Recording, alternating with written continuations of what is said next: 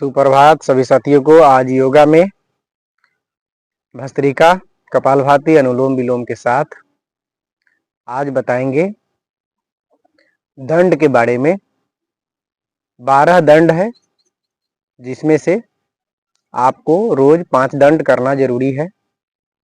तो इस दंड में आपकी स्टेमिना बूस्ट होती है और आपके अंदर किसी भी कार्य को करने की क्षमता जागृत होती है।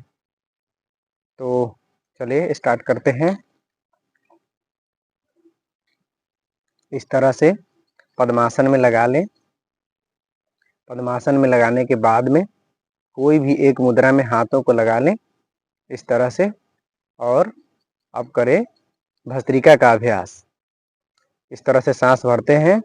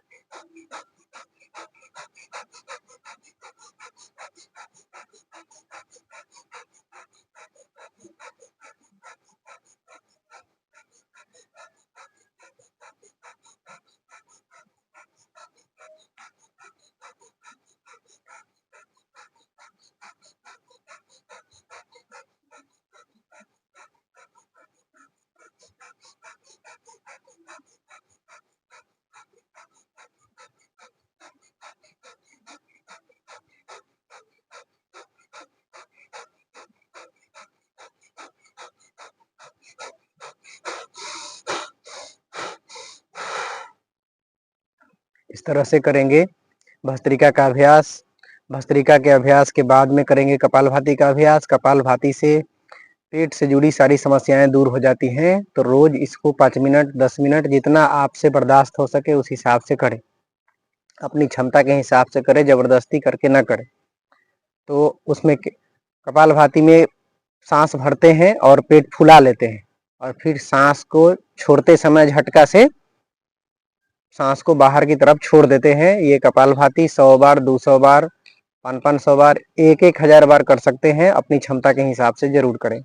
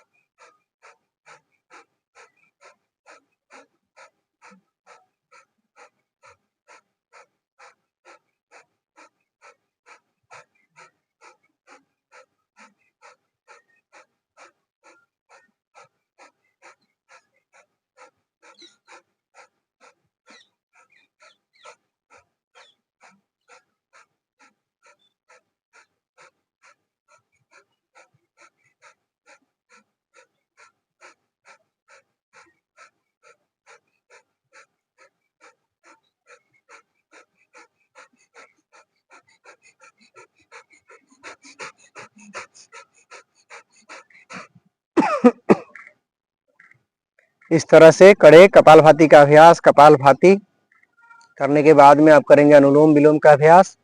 अनुलोम विलोम में सिद्धासन या सुखासन में बैठ जाएं इस तरह से, और ध्यान मुद्रा में हाथों को लगा ले। ध्यान मुद्रा इस तरह से लगाते हैं, अपनी इसको पूरी तरह से अच्छे से दबाने का कोशिश करते हैं, और उसके बाद में एक नासिका से, एक नाक के छिद्र से सांस को भरते हैं, फिर दूसरे से छोड़ देते हैं होल्ड करने के बाद।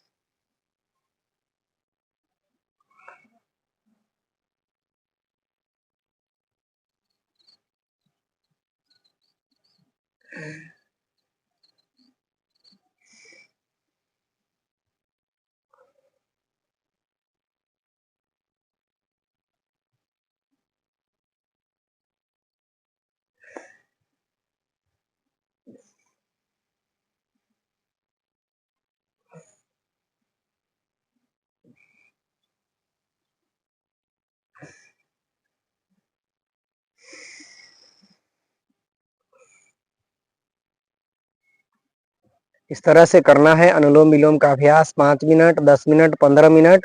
और जिनको मस्तिष्क से जुड़ी समस्याएं हैं वो कर सकते हैं आधा घंटा, 1 घंटा तक। दिन में 3 बार भी कर सकते हैं। खाना खाने के 1-1.5 घंटा के बाद में करें, कम से कम 2 घंटा के बाद में भी करें तो चले, ज़्यादा अच्छा है। खाना डाइजेस्ट हो जाए उसके बाद में करना जरूरी है।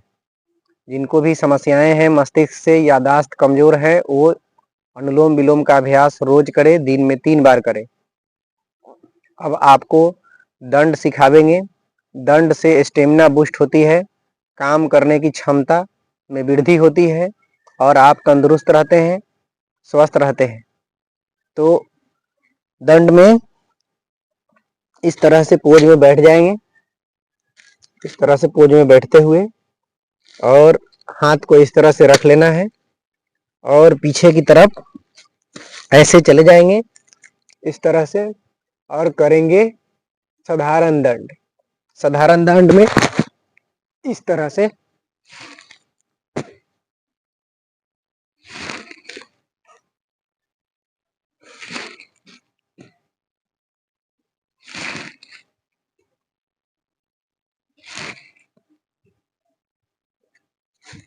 फिर आगे की तरफ आ जाना है।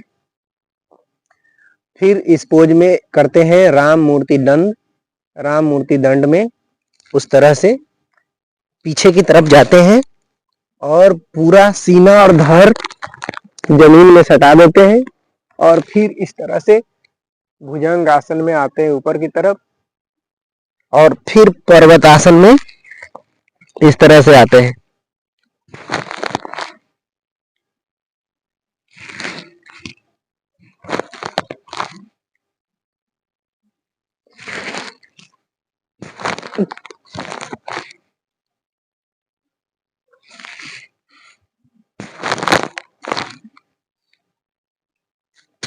इस तरह से करते हैं राम मूर्ति दंड। राम मूर्ति दंड के बाद में करेंगे हनुमान दंड। हनुमान दंड में इस तरह से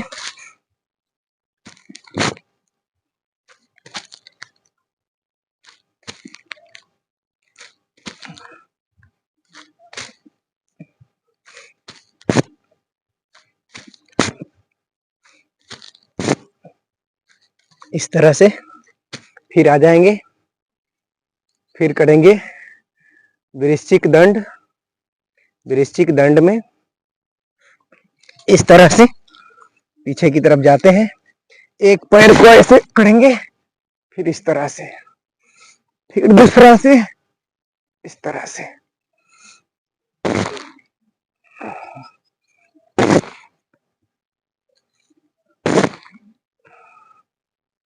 फिर आ जाएंगे, वृश्चिक दंड का दूसरा दंड है इस तरह से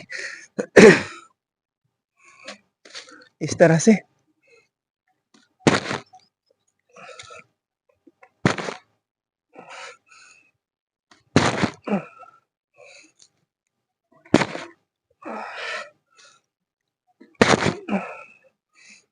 फिर आ जाएंगे इस तरह से, वृश्चिक दंड का दूसरा पोज। अब करेंगे पार्श्व दंड। पार्श्व दंड में इस तरह से पीछे जाते हैं और अपने दाएं पैर को इस तरह से करते हुए फिर आ जाते हैं इस तरह से। फिर बाएं पैर को इस तरह से करते हुए पार्श्व दंड।